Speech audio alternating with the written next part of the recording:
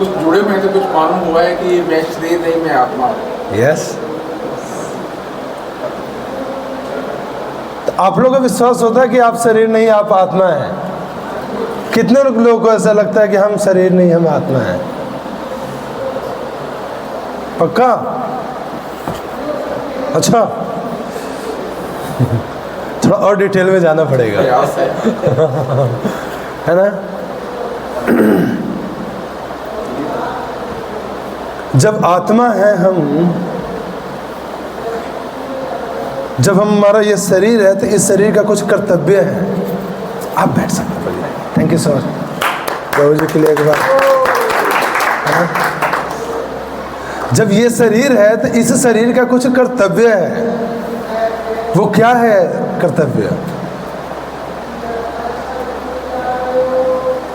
हम फैमिली का केयर करते हैं, हम अपना केयर करते हैं, अपना जो नीड्स है उसको पूरा करते हैं। इसको कभी खाली नहीं बैठने देते।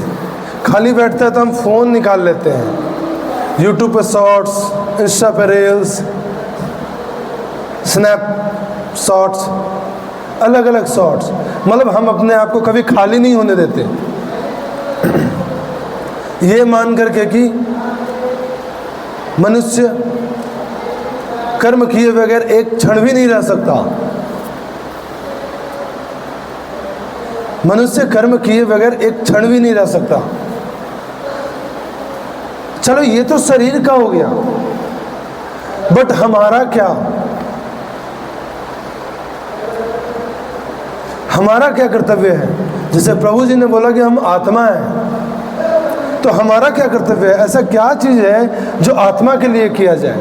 इस शरीर के लिए तो करते हैं, अच्छा सा 4 रोटी पतला पतला बनाते हैं, है ना, ऊपर से घी भी लगाते हैं, सब्जी भी बनाते हैं, और भी अच्छा अच्छा मेनू बनाते हैं इस शरीर का केयर करने के लिए। बट इस आत्मा का क्या, जो इसके अंदर ड्राइवर की तरह बैठा हुआ है?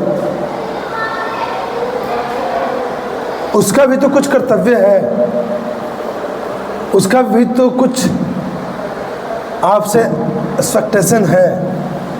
जब हम कार परचेज करते हैं तो कार से बहुत आशाएं होती है ना? सारा चीज़ चेक करते हैं, कितने साल तक चलेगी, है ना, क्या इसका कितना हेवी इंजन है, ये भी देखते हैं। हरियाणा में रहते तो हरियाणा के नंबर परचेज करते हैं, थोड़ा इजी होगा। अपने फैमिली के अकॉर्डिंग देखते हैं कि सारे फैमिली का लोड ले पाएगा या नहीं। और ये भी देखते हैं कि कहीं ज़्यादा माइलेज तो देने वाला नहीं है ना? ये सारा चीज़ चेक करते हैं। जहाँ तक कि गाड़ी का तो चेक करते हैं, साथ साथ में ड्राइवर का भी चेक करते हैं। ड्राइवर का फर्स्ट सबसे पहला चीज़ अगर चेक करते हैं तो क्या? लाइसेंस। क्या चेक करते हैं? लाइसेंस। उसके बाद देखते हैं उसका बिहेवियर ठीक है कि नहीं। उसके बाद थोड़ा सा ये भी देखते हैं, मतलब देखने में ठीक ठाक है ना, हमारे साथ जाएगा तो स्टेटस मेंटेन तो रहेगा ना, है ना? अपना स्टेटस मेंटेन करने के लिए भी हम इतना चेक करते हैं। उसका एजुकेशन भी चेक करते हैं। लेकिन इतना हम क्यों चेक करते हैं? गाड़ी का चेक करते हैं, ड्राइवर का चेक करते हैं। उसी तरीके से हम अपना तो सारा चीज़ कर लेते हैं। डॉक्टर के पास चेकअप करवाते हैं, फुल बॉडी चेकअप करवाते हैं, कभी कभी ENT स्पेशलिस्ट के पास जाते हैं, हर चीज़ के स्पेशलिस्ट के पास जाते हैं। लेकिन यहाँ पे जब आते हैं कि हम कौन हैं, मैं कौन हूँ, आप कौन हैं, भगवान कौन है, जब आता है कि मैं जब आत्मा हूँ तो आत्मा की क्या कर्तव्य है?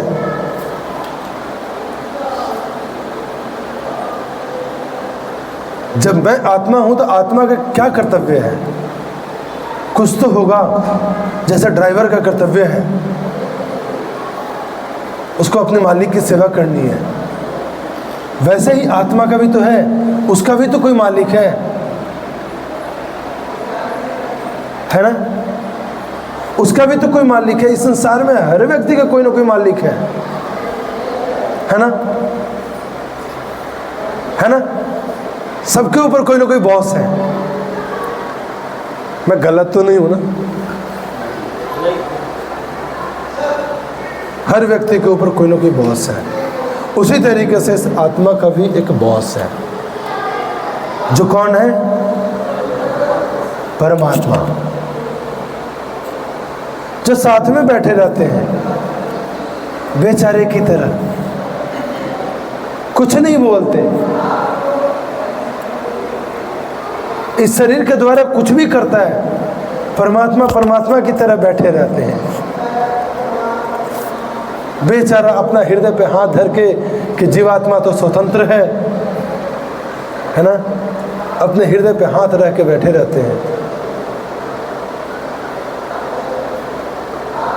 क्या बेटा नालायक निकल जाता है तो पिताजी क्या करते हैं? हृदय पे हाथ रख के बैठ जाते हैं। पता नहीं कौन सा क्या क्या, बाकी आप लोग सोच लीजिए, है ना? जब बेटा नालायक निकल जाता, जैसे मैं जब साधु बना था ना, डिसाइड कर लिया कि मैं साधु बन जाऊंगा, इस्कॉन में ज्वाइन कर जाऊंगा, तो पिताजी फ़ोन करते हैं। मेरे को किसी से कोई प्रॉब्लम नहीं था, पिताजी से दिक्कत था कि अगर पिताजी एक भी प्रश्न पूछ दिए ना तो मैं आंसर नहीं कर पाऊंगा कभी। उन्होंने सिर्फ एक चीज़ पूछा, मदर को समझा दिया, सिस्टर को समझा दिया, भाई को समझा दिया, आसपास पड़ोसियों सबको समझा दिया, बट पिताजी से बात नहीं कर पाता था मैं। जब एक बार उन्होंने कॉल किया कि मैं सिर्फ एक चीज़ पूछना चाहता हूँ कि मेरे से क्या गलती हुआ, मेरे से क्या गलती हो गया जो कि आप इस्कॉन ज्वाइन कर गए। कोई पिता नहीं चाहते कि बेटा साधु बन जाए, है ना? आप में से कितने लोग चाहेंगे? ओह जय, मनुष्य नाम सहस्रेषु, हजारों हजार में से कोई एक ऐसा होते हैं जो चाहते हैं कि मेरा बेटा साधु बन जाए, और कोई नहीं। अरे कम से कम प्रयास तो कर ले, कम से कम प्रयास तो कर ले। हमारी इच्छा होता है बेटा डॉक्टर बने, डॉक्टर बन जाता है, बेटा इंजीनियर बने, इंजीनियर बन जाता है, तो व्हाई नॉट साधु? क्या आप लोगों में कितने लोग के बेटे इंजीनियर हैं? कितने लोग इंजीनियर हैं? हो, पिताजी का इच्छा था ना कि बेटा इंजीनियर बने। फैक्ट, डॉक्टर भी है कोई नहीं?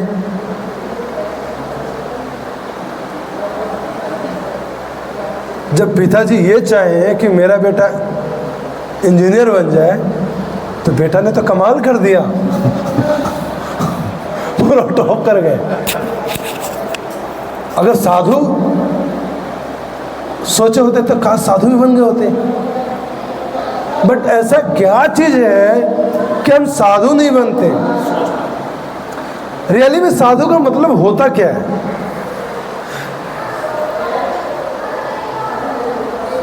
साधु का मतलब क्या होता है? ऐसा क्या चीज है जो हम नहीं चाहते? जो परिवार और अपने स्वयं के लिए कुछ अर्जित करने के लिए प्रयास करने की जगह सारे समाज के लिए, सभी जीव जंतुओं के लिए अच्छा करने का प्रयास करें, वो साधु। ओके, अपने घर वालों के लिए भी कर लेगा तो क्या दिक्कत है? और किसी और कोई फल जो है वो जो पेड़ है वो अपना फल नहीं खाता, नदी है जो कि अपना नीर नहीं पीती, तो जो साधु अपना शरीर धरता है वो परमार्थ के लिए, मतलब सभी के भलाई के लिए, सभी की भलाई के लिए अपना शरीर को धरता है, वो साधु। और पिताजी चाहते हैं कि हमारे घर की तिजोरी भरी रहे, बस तो साधु बन जाएगा। साधु, साधु का डेफिनेशन, साधु का डेफिनेशन कौन है? साधु साधु वो है जो परिवार की ममता छोड़ दे। अच्छा, नहीं, एक बात तो परिवार की ममता छोड़ के किसी और परिवार का केयर करने लगे तो क्या अपनी परिवार की चिंता छोड़ करके किसी और का परिवार का चिंता करने लगे? सबको सम दृष्टि से देखिए, सबको मतलब अपने परिवार जैसा सभी को अपना समझे, उन सबके लिए काम करें। यस। और नहीं मुझे पता सज्जन व्यक्ति के अंदर ऐसा क्या गुण होता है? अच्छी संगति होती है, अच्छे त्यागशील है, यस। साधु में त्याग भावना। त्याग भावना। अच्छा, इसका मतलब आप लोग साधु बनना चाहते हैं? तिजोरी का क्या करेंगे? गड़बड़ तो उस तिजोरी में है। वो साधु है यस। जो प्रचार कार्य में लगा हुआ है, कहते हैं लोगों को जोड़ते हैं भगवान से, वो साधु है। और जो साधना करे।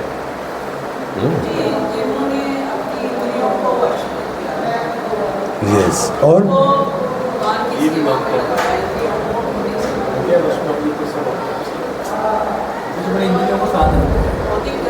और व्यस्त जीवन में रहते हुए आप लोग देखिए इतना कुछ जानते हैं, है ना? Wow, that's great. हाँ, यस। मटेरियलिस्टिक थिंग्स से जो ऊपर उठ चुके हैं, लोगों को इम्पोर्टेंस देते हैं मटेरियलिस्टिक। मैं देखिए मटेरियल इतने सारे चीज़ों को यूज़ कर रहा हूँ। संसारी इच्छाएं खत्म। यस। और जो परिवार की व्यवस्था के अनुरूप सबको परिवार को साथ लेके चले, उनको छोड़ के भागे नहीं, वो साधु। यस। और पूरा वर्ल्ड ही उनका परिवार है। यस।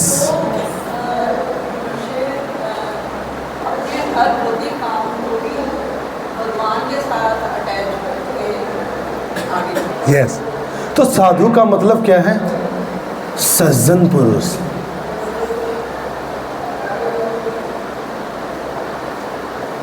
समझ गए? साधु का क्या डेफिनेशन है? सबसे सिंपल, सज्जन पुरुष। आजकल डेफिनेशन थोड़ा सा चेंज हो गया है। क्या चेंज हो गया है? वो लाल कपड़ा ले ले, बाल छिलवा ले, घर छोड़ दे, ये साधु का डेफिनेशन नहीं है। ये एक्सटर्नल चीज है। ब्राह्मण के अंदर भगवान बोलते हैं कि 8 क्वालिटी होता है। माता जी आपको याद है? ब्राह्मण के अंदर 8 क्वालिटी है। समोद महतपो शौचम शांति राजर्वमेव च ज्ञानम विज्ञानम आस्तिक्यम ज्ञान कर्म स्वभावजम। ये ब्राह्मण के अंदर 8 क्वालिटी है। जो सज्जन पुरुष होगा उसके अंदर भी यही होगा क्वालिटी।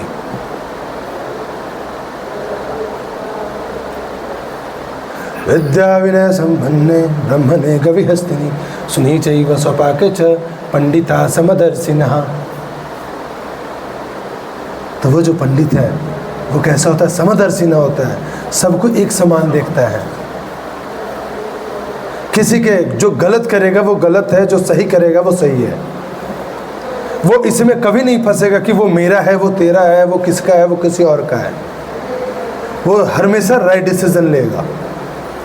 आप अगर गलत हैं, अगर उसका बेटा वहाँ पे गलत है तो अपने बेटे को भी गलत बोलेगा। यही चीज़ प्रॉब्लम हुआ कहाँ पे? महाभारत में। धृतराष्ट्र को पता है कि मेरा बेटा कैसा है। धृतराष्ट्र को यह भी पता है यत्र योगेश्वर कृष्ण तत्र पार्थ धनुर्धर। जहां कृष्ण और अर्जुन होते हैं वहां विजय प्राप्ति होती है। ये सुन भी रहे हैं, ये उनको एग्जैक्ट पूरा रेफरेंस के साथ पता है कि कृष्ण और अर्जुन एक साथ हैं, उनका विजय होगा। उसके बावजूद ये पता है उनको कि अर्जुन जीत जाएगा, मेरा बेटा हार जाएगा, लेकिन वो खुद बोल रहे हैं क्या कि लेकिन मैं चाहता हूं कि मेरा बेटा राजा बने। उनको ये पता है कि मेरा बेटा कितना गलत है, कितना गलत विचार रखता है। अगर ये राजा बन जाएगा तो पूरा राज्य समाप्त हो जाएगा, पूरा इस राज्य के सारे प्रजा प्रसन्न रहेंगे। ये सारा चीज पता है। वहीं पे ये चीज बोला गया। क्या सबसे पहला प्रश्न पूछते हैं कौन? भगवद गीता में धृतराष्ट्र, धर्म क्षेत्र कुरुक्षेत्र समवेतायुत स्वः मामकः पांडवाश्चैव किम कुर्वत संजय। यहाँ मामकः पांडवाश्चैव, मामकः पांडवाश्चैव, मेरे तथा पांडु के पुत्रों ने। यहाँ पे सारे के सारे तो कुरुवंश से ही है ना, कौरव ही है ना, सारे के सारे तो एक ही कुल से आ रहे हैं, सारे के सारे तो एक ही घर से हैं। मेरे पुत्र क्या कर रहे हैं ये पूछना चाहिए। यस, तो आप कैसे डिफाइन कर दिए कि मेरे तथा पांडु के पुत्रों ने? यहाँ तो ये भी सिखाया जाता है कि अपने छोटे बच्चे का अगर पुत्र है तो वही पुत्र के समान नहीं है। महाराज पांडु धृतराष्ट्र से छोटे हैं, छोटे भाई के लड़का है। युधिष्ठिर, भीम, अर्जुन, नकुल और सहदेव अपना ही तो पुत्र है, पराया कैसे हो गया? तो यहीं पे आता है क्या? मोह, मेरा। क्या आता है? मेरा, मामका। महाभारत का जड़ यही चीज है। महाभारत का जड़ क्या है? यही चीज है। ये भगवद गीता स्टार्ट ही कहां से होता है? मोह से स्टार्ट होता है। कहां से स्टार्ट होता है? मोह से स्टार्ट होता है। माम का पांडवाश्चैव, मेरे तथा पांडु के पुत्रों ने।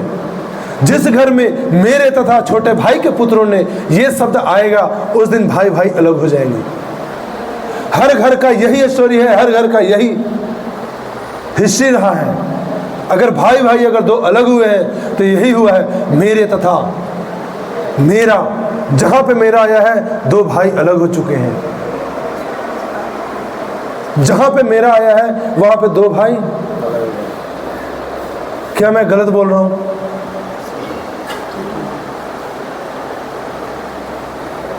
मैंने गलत बोला? तो महाभारत का जड़ क्या है? यही है। अरे इतना बड़ा राज्य है हस्तिनापुर, पूरा विश्व में हस्तिनापुर की गुणगान गाई जाती है। उसके बावजूद भी अरे 5 गांव तो देना था। कौन सा ज्यादा चीज देना था?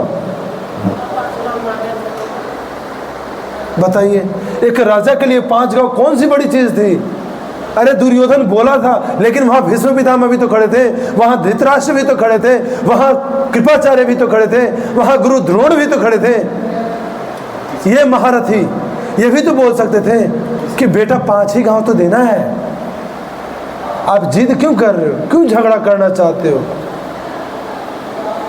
अरे वो तो हम अपने घर में भाई भाई के बीच में झगड़ा होता है, बोलता है ये जमीन चाहिए, तो बोलते ठीक है भाई तुम रख ले। वो तो राजा है, वो प्रजा के पालन करने वाले हैं। वो 5 गांव नहीं दे सकते, वो अपने प्रजा को कैसे खुश रख सकते हैं? वो कैसे रख सकते हैं खुश? नहीं रख सकते। तो भगवत गीता जो है वो मोह से शुरू होता है और खत्म कहाँ होता है?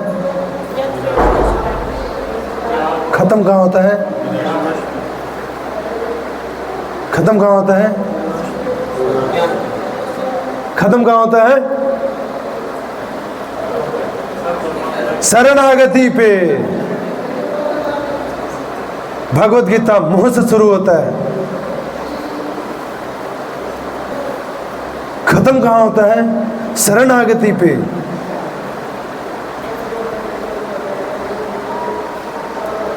क्या अर्जुन बोलता है?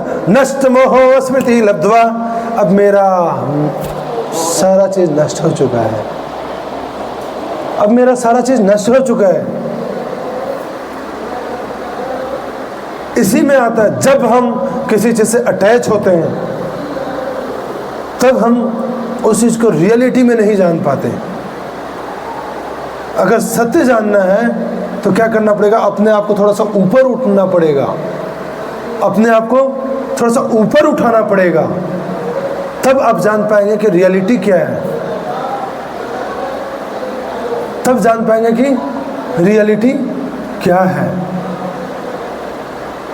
दो चीज़ होता है, एक होता है कटिंग द नॉट, आप उस जो फंस चुका है सारा चीज़ उसको काट के हटा दीजिए, मतलब काट देंगे, काटने से क्या होता है गांठ खुल जाता है। दूसरा चीज़ क्या होता है, आप अपने आप को थोड़ा सा अपग्रेड कर लीजिए, है ना। व्हाट्सएप डेली अपग्रेड करता है कि हमारे यूजर्स, हमारे कस्टमर्स इसको कंटिन्यू रखें ना, इसको कंटिन्यू रखें, यूज़ करते रहें, नहीं तो किसी और प्लेटफॉर्म पे चले जाएंगे। उसी तरीके से जब आपको रियलिटी में जानना है क्या चीज़ है, तो आपको थोड़ा सा अपने आप को अपग्रेड करना पड़ेगा। अगर फ़ोन का सारे सिस्टम को अगर जानना है तो अपने आप को थोड़ा सा अपग्रेड करना पड़ेगा, इसके बारे में रिव्यू देखना पड़ेगा, इसका हर एक सिस्टम के बारे में सीखना पड़ेगा आपको, तब आपको इसमें कुछ भी प्रॉब्लम होगा आप सॉल्व कर सकते हैं। उसी तरीके से इस लाइफ में हमारे साथ प्रॉब्लम है, जन्म मृत्यु जरा व्याधि दुख दोषानुदर्शनम, ये चार चीज प्रॉब्लम है, ये चार प्रॉब्लम है। इसको कैसे किया जाए, कैसे इसको सॉल्व करेंगे?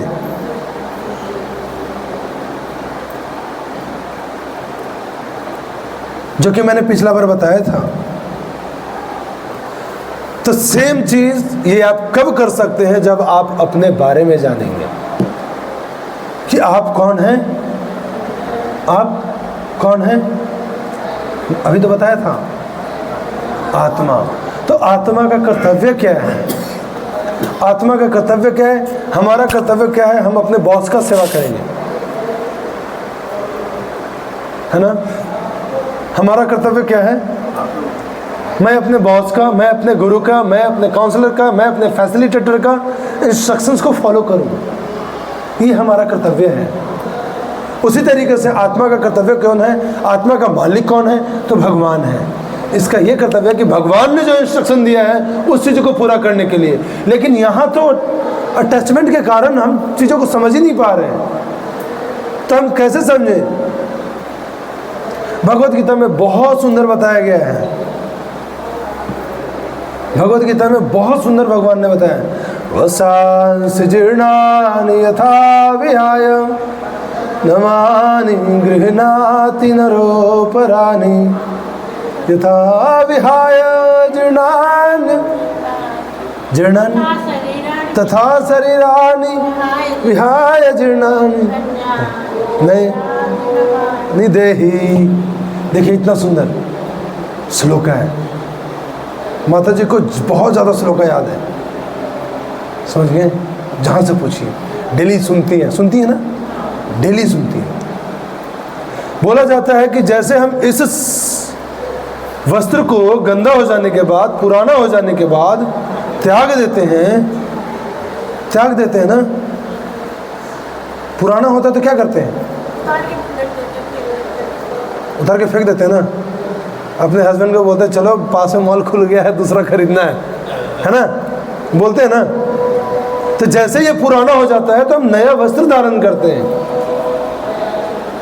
हम क्या करते हैं, नया वस्त्र धारण करते हैं। उसी तरीके से ये जो आत्मा है, जब ये शरीर पुराना हो जाता है, जब ये शरीर खराब हो जाता है, तो इसको छोड़ करके दूसरा शरीर धारण कर लेती है ना। लेकिन आत्मा का ये तो हो गया, प्रोसेस हो गया कि हर बार वो इस संसार में आता ही रहेगा। बट रियल कर्तव्य क्या है इसका, इसको प्लेजर कहाँ से मिलेगा, इसको खुशी कहाँ से मिलेगा, इसको आनंद कहाँ से मिलेगा। हमें खुशी मिलने के लिए हम क्या करते हैं, ब्लिंकिट से ऑर्डर कर लेते हैं, अमेजोन से ऑर्डर कर लेते हैं, फ्लिपकार्ट से ऑर्डर कर लेते हैं, हम खुश हो जाते हैं। बट इस आत्मा के लिए कहाँ से ऑर्डर करें, ऐसा क्या चीज़ ऑर्डर करें, ऐसा क्या ऑर्डर करें आत्मा के लिए। क्या ऐसा चीज़ है अमेजोन पे जिसे आत्मा को खुश कर सकते हैं? है आजकल अमेजोन पे सब चीज़ मिलता है, बच के नहीं जा सकते। है भगवत गीता अमेजोन पे भी उपलब्ध है, समझ गए? भगवत गीता अमेजोन पे भी उपलब्ध है। तो जैसे ही हम पढ़ते हैं उसको तो हमें क्या मिलता है? पीस फॉर्मूला मिलता है। पीस फॉर्मूला, पीस फॉर्मूला किसी को याद है? चैप्टर नंबर 5 श्लोका संख्या 29। भोक्तारमयगतप्सां सर्वलोका महेश्वरम सुहृदं सर्वभूतानां ज्ञात्वा मां शान्तिमृच्छति। यह है पीस फार्मूला जो भगवान ने दिया है। क्या है पीस फार्मूला जो भगवान ने दिया? भोक्तारमयगतप्सां सर्वलोका महेश्वरम सुहृदं सर्वभूतानां ज्ञात्वा मां शान्तिमृच्छति। ये भगवान ने बोला है। किसने बोला है? मैंने नहीं, मैं नहीं बोल रहा हूं। आप देख सकते हो, आप लोग के पास भगवत गीता है, चैप्टर 5 श्लोक संख्या 29, आप ओपन कर सकते हैं। किसने बोला है पीस फॉर्मूला? भगवान ने बोला है। किसके लिए बोला है? किसके लिए बोला है?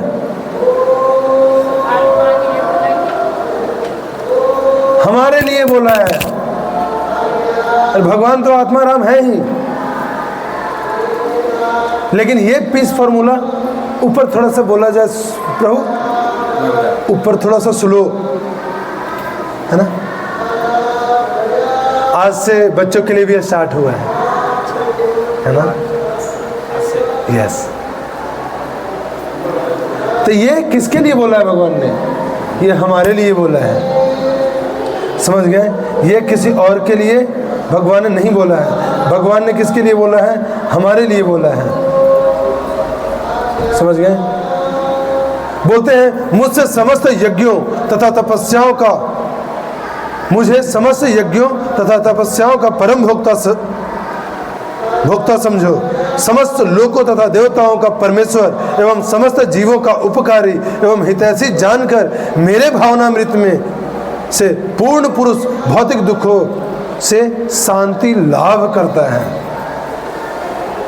क्या क्या चीजें बोला भगवान ने? पहला चीज, मुझे समस्त यज्ञों तथा तपस्याओं का परम भोक्ता मानो। जो यज्ञ करते हैं वो किसके लिए करते हैं? भगवान के लिए। जो तपस्या करते हैं वो किसके लिए करते हैं? भगवान के लिए, भगवान की प्रसन्नता के लिए करते हैं। दूसरा, समस्त लोकों तथा देवताओं का परमेश्वर मानो। क्या? यस, ये स्वयं भगवान बोल रहे हैं कि मुझे ही समस्त लोकों तथा देवताओं का परमेश्वर मानो एवं समस्त जीवों का उपकारी एवं हितैषी जानकर मेरे भावनामृत में, कृष्ण भावनामृत में, international society for Krishna conscious में, इस्कॉन में, ठीक है, से पूर्ण पुरुष भौतिक दुखों से शांति लाभ करता है। जो ये 6 चीजें जान जाता है, 6 ये जान जाता है, वो शांति प्राप्त करता है। क्या क्या मानना है? कि जो यज्ञ करते हैं वो किसके लिए करना है? तपस्या करते हैं वो किसके लिए करना है? सारे लोकों तथा देवताओं के परमेश्वर कौन है? सभी जीवों के बेस्ट फ्रेंड कौन है? भगवान। सब तो भगवान ही है, तो शांति कहाँ मिलेगी? एम्बियंस मॉल में? सब कुछ तो भगवान ही है। विशाल मेगावाट कहाँ? ऐलान खुल गया। ओ, गुड़गांव का सबसे एशिया का। ओ, काश वहाँ मिल जाए, सब लोग शांति वहाँ ढूंढेंगे। काश वहाँ मिल जाए, लेकिन नहीं। कहाँ बोल रहे हैं? जो इस चीज़ को जान लेता है वो यहाँ शांति प्राप्त करता है। ये है रियलिटी में पीस फॉर्मूला। तो पहले क्या जानना पड़ेगा कि आप कौन है, दूसरा में कि भगवान कौन है,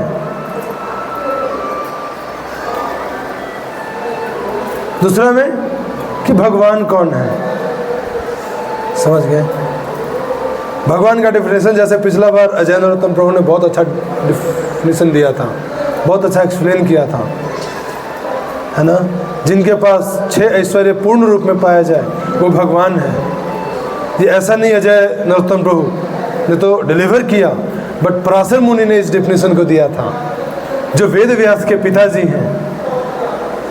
महर्षि वेद व्यास के पिताजी ने यह डिफिनेशन दिया था। तो जैसे ही हम भगवान को जान लेते हैं तो अब क्या होता है? अब दोनों के बीच में संबंध स्थापित करने का, पहला तो जान गए, ज्ञान हो गया, अब दूसरा में क्या होता है? संबंध बनता है। उसके लिए भगवान के बारे में और जानना पड़ता है। उसी तरीके से जब हम भगवान के बारे में जानते हैं कि सब कुछ करने वाले हमारे भगवान हैं, सब कुछ करने वाले हमारे परम पिता भगवान श्री जगन्नाथ जी हैं, जगत के नाथ हैं, जो 24 आवर ऑक्सीजन सप्लाई कर रहे हैं, जो खाने के लिए खाद्य पदार्थ दे रहे हैं, जो चलने के लिए एनर्जी दे रहे हैं, जो पहनने के लिए वस्त्र दे रहे हैं, पीने के लिए पानी दे रहे हैं, इतना अच्छा सनलाइट दे देते हैं, जो टाइम पे लाइट जलता है, टाइम पे लाइट बंद होता है ना। इतना कुछ दिए हैं। आप देखिए, पृथ्वी जिस स्पीड से चल रही थी उसी स्पीड से चल रही है आज भी। सन से जितना डिस्टेंस पे पहले थी उतना ही डिस्टेंस पे आज भी है। पृथ्वी ने अपना कर्तव्य को चेंज नहीं किया, सूर्य ने अपना कर्तव्य को चेंज नहीं किया, भगवान ने अपना कर्तव्य को चेंज नहीं किया। फिर हम अपना क्यों कर रहे हैं? ऐसा क्यों? क्योंकि हमें पता नहीं है भगवान कौन है। क्यों? क्योंकि हमें पता नहीं है कि भगवान का हमारे लाइफ में क्या रिस्पॉन्सिबिलिटी है, क्या रोल है, क्या किया है उन्होंने हमारे लिए। जन्म होते ही सबसे पहले माँ का दूध चाहिए होता है, चाहिए होता है ना। आप देखिए, जन्म होते ही माँ का दूध बच्चे को मिलता है, उससे पहले नहीं मिलता। उससे पहले दूध मिलता है नहीं। जन्म होते ही बच्चे के लिए माँ के दूध का व्यवस्था किया है भगवान ने। ऐसा कौन व्यक्ति है जो सबके मन को जानता हो, जो सबको जानता हो, जो सबके हृदय में बैठा हो? हम कितने लोगों के हृदय में बैठे हैं, हम कितने लोगों के बारे में सब कुछ जानते हैं। ऐसा हमारे लाइफ में कितने लोग हैं जिनके बारे में हम मतलब नीचे से लेकर के ऊपर तक जानते हैं उसके बारे में। क्या मैं अपने बच्चे के बारे में जानता हूँ? कुछ समय के बाद नहीं जानते, है ना। कुछ समय के बाद हम नहीं जानते। लेकिन भगवान जन्म से पहले भी उसके साथ थे, अभी भी उसके साथ हैं और आगे भी उसके साथ रहेंगे। और उसके लिए वो हर ज़रूरत की चीज़ें उसके लिए प्रोवाइड करेंगे, वो हर चीज़ देंगे। जब भगवान हमारे लिए फ़ोन दे सकते हैं, हाथी को 40-40 मन खिला सकते हैं, छिपकली के मुंह के पास कीड़े को भेज सकते हैं, वो सिर्फ अपना जीव निकालता है और खा लेता है। सांप के पास उसका भोजन भगवान स्वयं भेज देते हैं, तो क्या हमारे लिए नहीं भेजेंगे?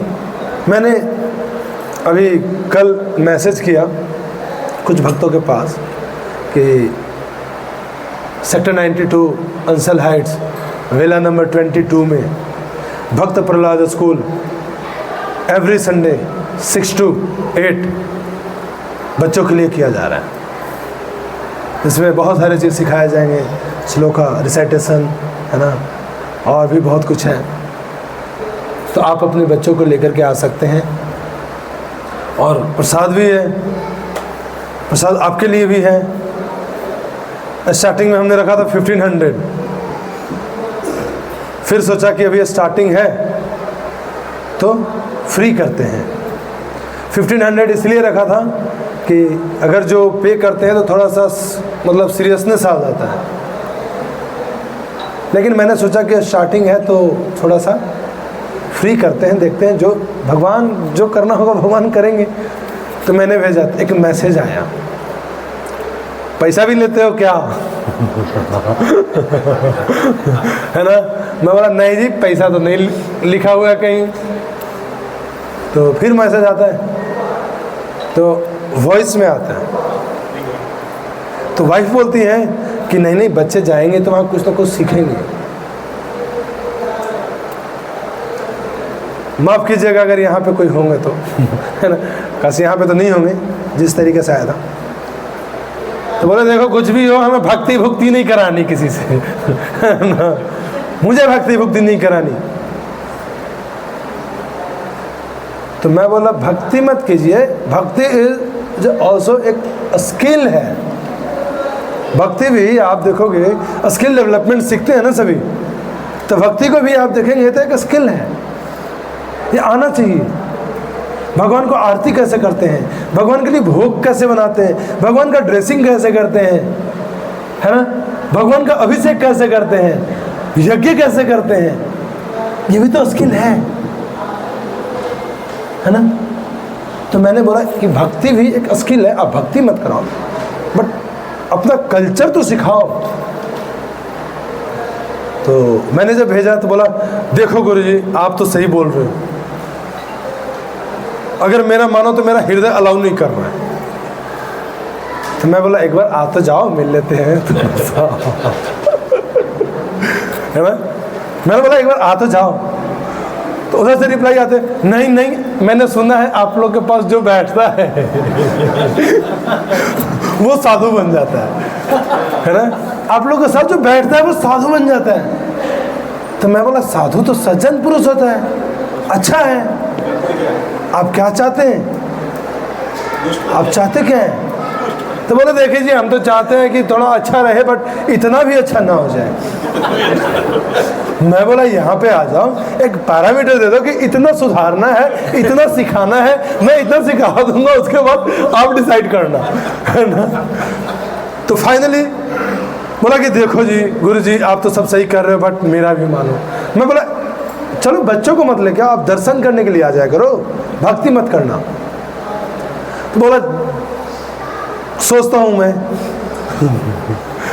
बोला इसमें सोचना क्या है, गाड़ी उठाओ 5 किलोमीटर स्टेशन पे है आ जाओ। तो बोला देखो गुरुजी आप तो एकदम पीछे पड़ गए हमारे। मैं बोला मैं तुम्हारे पीछे नहीं पड़ा हूँ, भगवान तुम्हारे पीछे पड़े हुए हैं, या तो इधर आ जाओ या तो आप डिसाइड कर लो। तो अल्टीमेटली देखिए तो किसी न किसी के थ्रू कौन भेजते हैं, भगवान ही भेजते हैं। हमारे लिए कौन करते हैं, भगवान ही करते हैं और कोई नहीं करता। ऐसे ही एक बहुत सुंदर कथा आता है अर्जुन आचार्य का, आप लोगों ने सुना होगा। तो ये कथा ऐसा है कि गीता लिख रहे थे, अर्जुन आचार्य गीता पर टीका लिख रहे थे। उस समय एक श्लोक है जो आपने LIC का जो टैगलाइन है ना, है नहीं नहीं नहीं, इसका मतलब आपने अपडेट ये होगा सेम होगा, समझ गए। तो ये टैगलाइन है उसका। तो जब अर्जुन आचार्य ने जब सारा लिख लिया, जब इस लाइन पे आए तो उन्होंने सोचा ना कि नहीं नहीं भगवान तो सुप्रीम पर्सनालिटी ऑफ गॉडेड हैं, अनंत कोटि ब्रह्मांड के मालिक हैं, ये कैसे पहुंचाने आएंगे, किसी के द्वारा भेज देते होंगे, है ना, किसी के द्वारा भेज देते होंगे, तो इसको कैसे करें। तो उन्होंने क्या किया, उस श्लोका के ऊपर ना लाल पेन चला दिया, लाल पेन चला करके वो सो गए। सुबह में उठे अपना जो मॉर्निंग का जो शेड्यूल था उसको पूरा करने के लिए वो गए जंगल में, नदी के पास। तो उधर जंगल से 2 बच्चे छोटे छोटे बहुत सारा सामान लेकर के, सामग्री लेकर के, घर का लकड़ी लेकर के चले आ रहे थे। उधर से धीरे धीरे धीरे धीरे खींचते हुए चले आ रहे हैं। अर्जुन आचार्य के घर पे पहुँचे। पहले सिकड़ी होता था, दरवाजे पे क्या लगता था ऐसे, लोहे का। हरियाणा में कुछ और बोलते होंगे, हम लोग बिहार में सिकड़ी बोलते हैं उसको। चेन जैसा होता है जो ऐसे लगा देते थे। तो वो जो पहले का वो बेल भी था, है ना, डोरबेल वही था। ऐसे ऐसे खट खट खट खट कीजिए तो अंदर से आते थे, है ना। तो वो बजाया बच्चों ने। तो अंदर से अर्जुन आचार्य की वाइफ, उनकी पत्नी आकर के बोले कौन? तो बोले मैया मैं हूँ, यहीं पास के जंगल से आया हूँ और ये गुरुजी ने कुछ भेजा है। बोले गुरुजी ने भेजा है? मुझे तो बताया ही नहीं। वो तो जब भी आते थे तो खुद लेकर के आते थे। अच्छा ठीक है, तो यहाँ रख दो। तो जब दोनों बच्चे जब रखने लगे तो उनके पीठ पे दाग था जैसे कोड़े से मारा जाता है ना, और जीवा से खून आ रहा था। जीवा कट जाता है ना तो खून आने लगता है, जीवा से खून आ रहा था। जैसे तैसे बोल पा रहे थे। बोले ये तुम्हारा हालत किसने किया? कौन है जो तुम्हारे साथ ये हालत किया? तो बोले जिन्होंने भेजा है उन्होंने बोला ले जाना, तो छोड़ूंगा नहीं तुम्हें। तो बोले नहीं नहीं झूठ बोल रहे हो तुम, आज तक उन्होंने किसी बच्चे को नहीं मारा, आज तक मुझे नहीं डांटा, मैं जो कि वाइफ हूँ, है ना। तो बोला नहीं नहीं आप विश्वास नहीं करोगे, बट उन्होंने मारा है। देखो जीभ भी कट गया है मेरा, इतना मारा उन्होंने। तो माता का हृदय, एक छोटे छोटे नन्हे नन्हे प्यारे प्यारे बच्चे देख बोले हो आज तो आएंगे तो मैं तो छोड़ूंगी नहीं। तो दोनों बच्चे का क्या क्या अच्छे से मेडिसिन लगाया, सारा चीज़ किया, जीवा पे चढ़ाया। सारा चीज़ करने के बाद बच्चों के लिए कुछ बनाया खिलाने के लिए कि आप लोग आए हो, थक गए होगे, कुछ खा लो, मैं बना देती हूँ फास्टली। माता जी लोग बनाने में एक्सपर्ट, बहुत जल्दी बना करके खिला दी। खिला करके बोली कि आप लोग खा ही लिए हो, थोड़ा सा रेस्ट कर लो, है ना। एक मदर का हृदय ना बहुत सॉफ्ट होता है, उसके सामने कोई भी बच्चा अगर जाए कष्ट में तो उससे दूर नहीं जा सकती, है ना। और वो अर्जुन आचार्य की वाइफ, भगवान के इतने महान भक्त, उनके हृदय में ऐसा क्यों नहीं होगा? जब इतना कुछ होने के बावजूद जब गए, क्योंकि पहले जो साधु संत का ऐसा नहीं था कि 4 BHK होता था, है ना 6 BHK नहीं, एक रूम है, वहाँ पे अपना जो भी है एक टेबल ऐसे रखा हुआ है, लिखना, पठन पाठन यजन याजन ये काम करते थे। बगल में बेड लगा रहता था, उसी पे सो जाते थे। साइड में किल लगे रहते थे, उस पर अपना धोती टांग दिया, अपना कुर्ता टांग दिया, जो भी है अपना माला लटका दिया, और ऐसे पास में बाहर में कुकिंग हो रहा होता था। एक ही रूम है। तो माता ने बोला कि जाओ आप वहाँ, उनका जो बेड है वहाँ पे थोड़ा सा विश्राम कर लो, थक गए हो, इतना मारा है उन्होंने, आएंगे तो मैं थोड़ा मिलवाऊंगा, मैं समझाऊंगा उनको कि वैसे बच्चों के साथ थोड़ी करते। तो इतना में ही अर्जुन आचार्य आए, गेट पे उन्होंने फिर से बेल दबाया, बजा, तो माता को सुनाई नहीं दे रहा था, है ना। तो आसपास के खिड़की से झांक के देखे, भाई हुआ क्या, है ना, क्या दिक्कत है, आज सुन क्यों नहीं रही है, आज खोल क्यों नहीं रही है। तो आसपास खिड़की से देखा, वह खोलो दरवाजा खोलो, मैं कब से खड़ा हूँ, है ना। तो देखा तो माता ने गेट खोला, गेट खोला, बोला कि ऐसा कोई करता है क्या, इतने प्यारे बच्चे उनको आपने मार के भेजा है, इतना कोई निर्दयी हो सकता है, और आप तो साधु हैं इस तरीके से।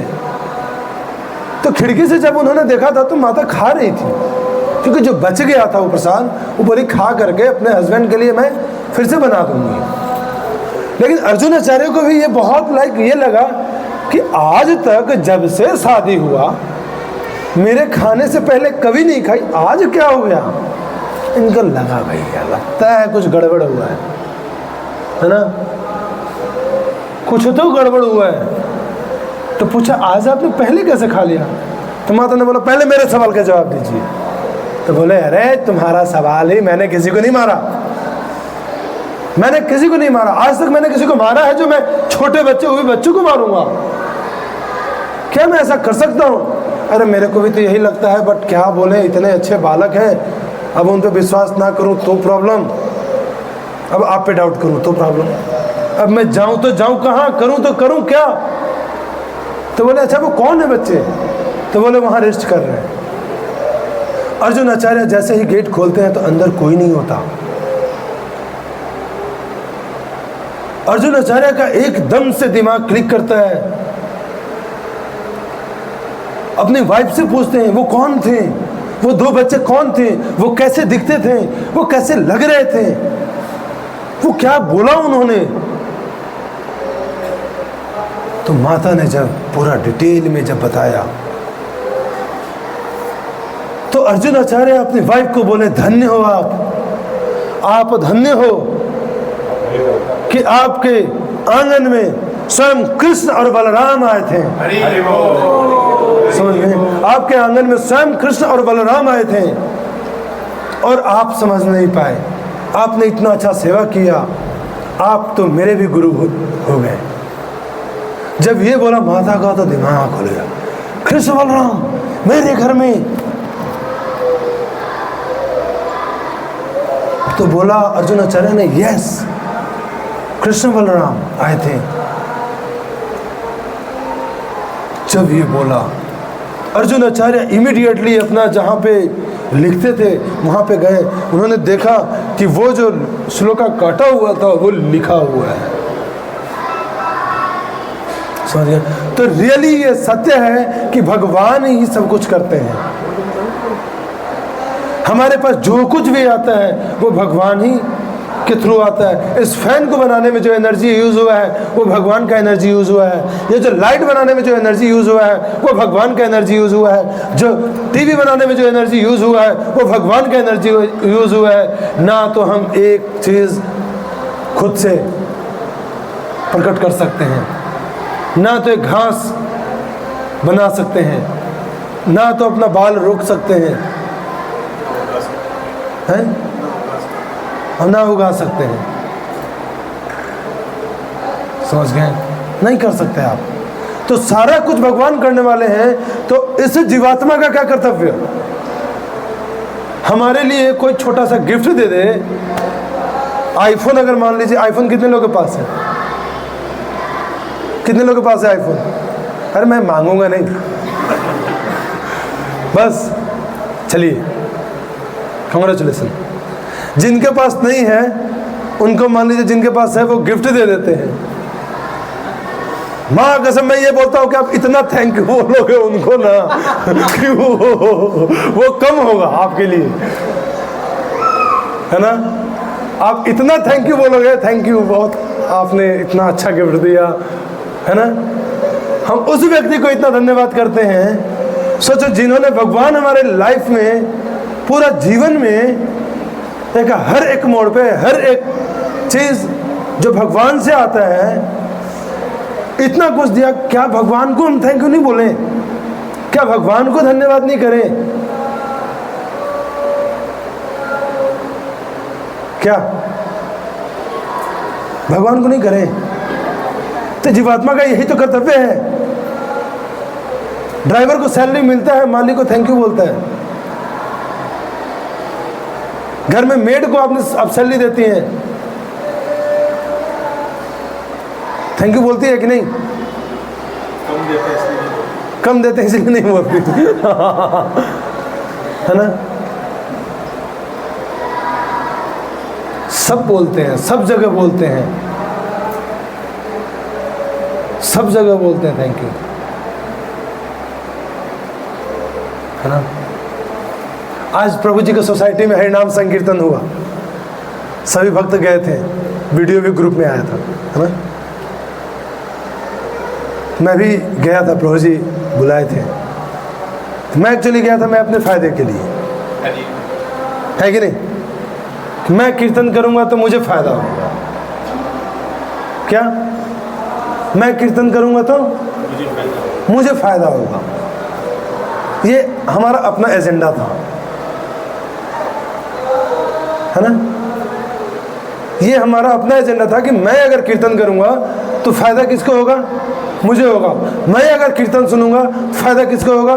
मुझे होगा। मैं अगर कथा सुनूंगा तो फायदा किसको होगा? मुझे होगा। सारी जगह फायदा मेरा था। प्रभु जी इतना बड़ा मैसेज लिखे, thank you so much Prabhu ji, thank you so much Prabhu ji, है ना। क्या? लेकिन यहां देखिए, हम सबका फायदा है, भगवान सब चीज दे रहे हैं, हम सब जगह बोलते हैं thank you thank you thank you, धन्यवाद, है ना। उससे भी ज़्यादा कहते, कभी कभी दंडवत मार देते हैं, है ना। लेकिन यहाँ भगवान ने तो हमारे लिए इतना कुछ किया। मैं कहाँ बिहार के एक छोटे से डिस्ट्रिक्ट में, एक छोटे से पंचायत के एक छोटे से गांव में बैठा हुआ था, गिल्ली डंडा खेलता था, है ना। कभी नहीं सोचा था कि मैं जा करके इस्कॉन में जाकर साधु बनूंगा। ऐसा तो विचार भी ना भटके कोसों दूर, है ना। नहीं, कभी नहीं। आज भी मेरे फ्रेंड्स मिलते हैं, बोलते तुम ही हो ना, समझ गए, तुम ही हो ना। लेकिन आज देखिए भगवान की कृपा से वहाँ घर पे 4 फैमिली थे, हमारे साथ इतने फैमिली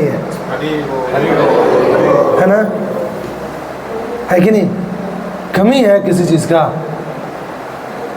कहीं भी जाऊंगा 1 गिलास पानी तो मिल जाएगा। जिसके घर पे जाऊंगा 1 गिलास पानी मिलेगा ना, पक्का। अरे पानी नहीं मिला, कम से कम गाली तो मिलेगा, है ना। इतना बड़ा फैमिली है हमारा। जय श्री कृष्ण चैतन्य प्रभु नित्यानंद, श्री अद्वैत गदाधर शिवसादि गौर भक्तवृंदा। हरे कृष्ण कृष्ण कृष्ण हरे राम राम राम हरे हरे।